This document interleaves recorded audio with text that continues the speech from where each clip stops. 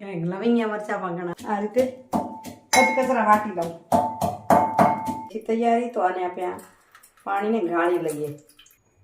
1.5 ચમચી જેટલું જીરું નાખ્યું, નમક, સેજ ગરમ મસાલો, હું આવી 3 ચમચી તેલ નાખું છું. મને ઈચ્છા પેલું એવું તો એકલી સૂજીની કરીશ પૂરી. અને બરાબર મિક્સ કરી લેવાનું. થોડોક ઘઉંનો લોટ નાખીશ. તો આ રીતે સરસ મિક્સ કરી અને થોડોક કડક લોટ. હવે એને 10 મિનિટ રેસ્ટ આપશું. તો 10 મિનિટ રેસ્ટ આપી અને હવે પછી હું વણવા માંડી છું. આ રીતે મોટી મોટી વણી લેશું પછી. અને મસ્ત એકદમ થઈ છે. નમસ્કાર મિત્રો, કેમ છો? સ્વાગત છે તમારું મારી YouTube channel natural life with Bina પર. મિત્રો, સવારની શરૂઆત તો વહેલી થઈ ગઈ હતી, પણ ચાલો આજે બનાવીએ પૂરી.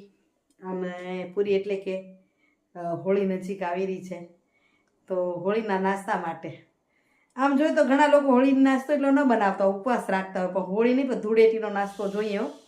હું આગોતરે એટલે તમને આ રેસીપી આપી રહી છું કે ધૂળેટી પહેલાં બનાવી રાખો ને તો શું થાય કે રમી રમીને પછી ખાવા થાય. અને છોકરાઓને તો આમે એવું જ ભાવે ચટપટું. બહારે જઈએ, ઘણા ધૂળેટીના બહારે જમવા જાય તો લાઈનમાં ઊભું રહેવું પડે, કેવું હોય ન હોય. એથી ઘરનો નાસ્તો હોય તો મોજ પડી જાય ને. તો ચાલો આજે જોરદાર બનાવું છું પૂરી અને કરું છું તૈયારી.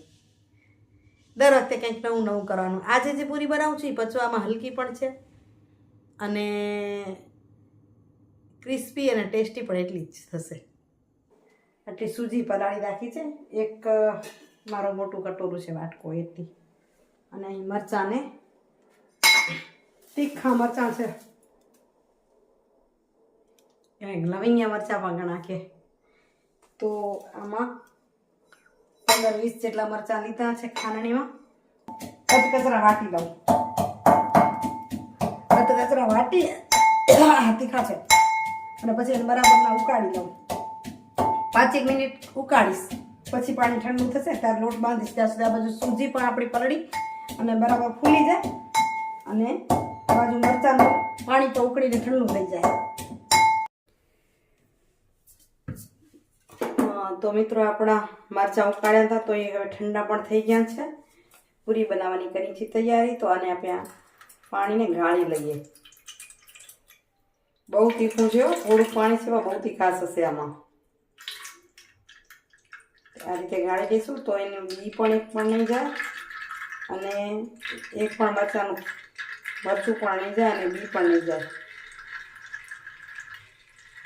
આ ગળાઈ ગયા. હવે આને ફેંકવાના નથી. આને આપણે લોટવાળા મરચાં વઘારશું. ખીચડીમાં રોટલા સાથે ખાવાની મજા આવશે, કારણ કે તીખાશ નીકળી ગયો હશે એટલે ખૂબ સરસ લાગશે. તો આને એક બાજુ મૂકી દઈએ. હવે આની અંદર આપણે મસાલા કરી લઈએ. ખાસ મસાલા નહીં નાખી તો પણ જોરદાર થશે. 1.5 ચમચી જેટલું જીરું નાખ્યું, સ્વાદ અનુસાર નમક, સેજ ગરમ મસાલો, ઓપ્શનલ છે મસાલો ગરમ નાખવો.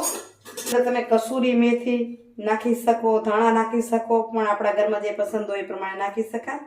અને મોણ માટે હું આવી 3 ચમચી તેલ નાખું છું. ઊંધી ચમચીથી સેજ એટલા કે આપણે બેકિંગ સોડા નાખીએ છીએ. મિક્સ કરી લઈએ. હવે એની અંદર નાખી દઈશું આપણી પલાળેલી સૂજી. તો જો સૂજીને મેં કલાક પહેલાં પલાળી રાખી છે તો એકદમ પલળી ગઈ છે અને ફૂલી ગઈ છે બરાબરની. મને ઈચ્છા પેલું એવું તો એકલી સૂજીની કરીશ પૂરી, પણ આજે આપણે મિક્સ કરશું અને સરસ થશે. આ રીતે આને મિક્સ કરી લઈએ સૂજીને, તાકી મસાલા આની અંદર મિક્સ થઈ જાય. મેંદાની પૂરી સરસ થતી હોય છે. આમાં પણ મેંદો હું ટાળું છું, બહુ જ ઓછો ખાવાનું કરું છું, પણ આજ આપણે થોડોક મેંદો આમાં વાપરશું. અને બરાબર મિક્સ કરી લેવાનું. થોડોક ઘઉંનો લોટ નાખીશ, થોડોક મેંદાનો લોટ નાખીશ.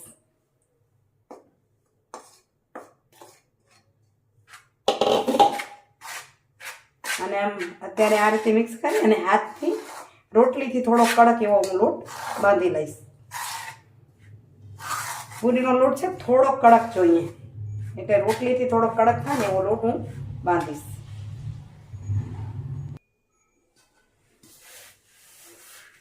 તો આ રીતે સરસ મિક્સ કરી અને થોડો કડક લોટ બાંધી લઈએ. સેજ હજુ ઢીલો લાગે છે તો થોડોક ઘઉંનો લોટ નાખી દઈશું.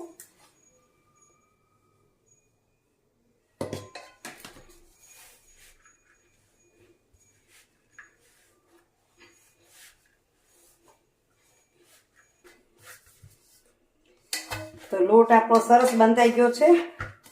હવે એને 10 મિનિટ રેસ્ટ આપશું. ત્યાં સુધી હું તૈયારી કરી લઈશ વણવાની ને, અને પછી આપણે પૂરીઓ બનાવશું. અહીં વધુ તીખા જોઈતા હો તો આટલું પાણી પૂરું ના થાય, કારણ કે મેં સૂજી પલાળી છે. એટલા જ તીખા પાણીમાં જ લોટ બાંધી તો તીખી લાગે, પણ મેં આજે આ રીતે કરી છે, વધુ તીખી ન થાય એટલા માટે. તો 10 મિનિટ રેસ્ટ આપી અને હવે પછી હું વણવા માંડી છું. તો સમજો ને આપણું આટલું રોટલી જેટલું લોટ લઈ એનું ગોયણું બનાવી અને આ રીતે મોટી મોટી વણી લઈશું. પછી તળશું ત્યારે કાપશું. ગોલ ગોલ એક એક આપણે નથી વણતા. અગર તમને ગોલ બનાવ્યો તો એનો સાદો સરળ ઉપાય છે કે આની પર તમે કટોરી કોઈ નાનકડી હોય તમારી કે ગ્લાસ હોય એનાથી કાપીને બનાવો ને તો ગોલ સરસ થઈ જાય. એમાં ટાઈમ લાગે, પછી પાછળ વધે એ લોટને આપણે ફેંકવો ન પડે. ફેંકવો ન હોય એટલે ટાઈમ લાગી જાય. એટલે હું તો કટકા કરીશ તળવા વખતે, તો તમને બતાવીશ. અત્યારે વણી લઈએ પૂરી. પૂરી થઈ ગયું તૈયાર. વચ્ચે વિડીયો ઉતારવાનો રહી ગયો તળવાનો. જો આ રીતે કાપી કાપીને તળી લીધી છે. કાપવાની ચમચી આનાથી કાપતા આવી ગોળ વળી તો ટાઈમ લાગે. અને મારી બીજી વિડીયા તમે જોયા હશે, એમાં પણ મારી કાપવાની જરૂર છે. બહુ જ સરસ અને મસ્ત એકદમ થઈ છે. કેટલી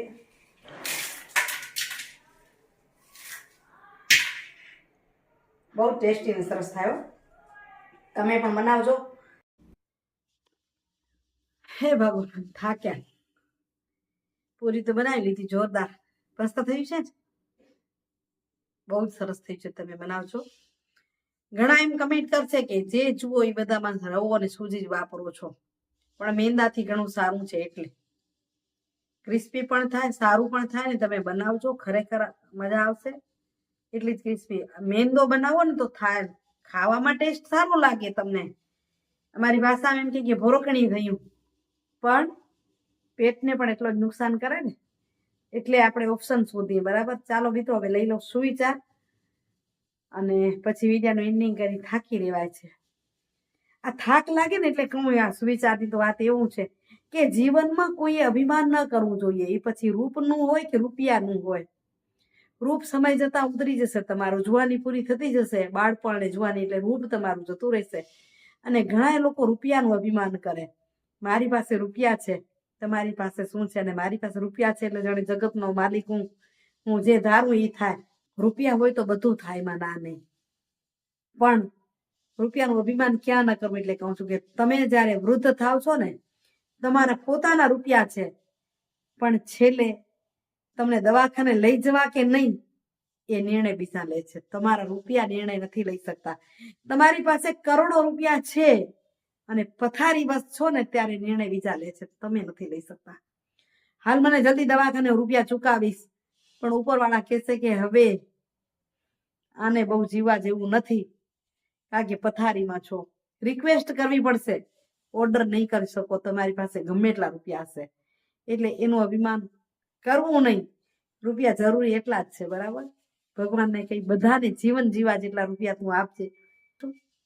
કાલે બીજા વિડીયો સાથે મળીશ, કદાચ ગાંઠિયાના વિડીયો સાથે. ગાંઠિયાની રેસીપી પહેલા આપી છે, પણ નાસ્તો બનાવીશ ગાંઠિયાનો મમરાનો, તો તમારી સાથે રેસીપી થોડીક શેર કરશું.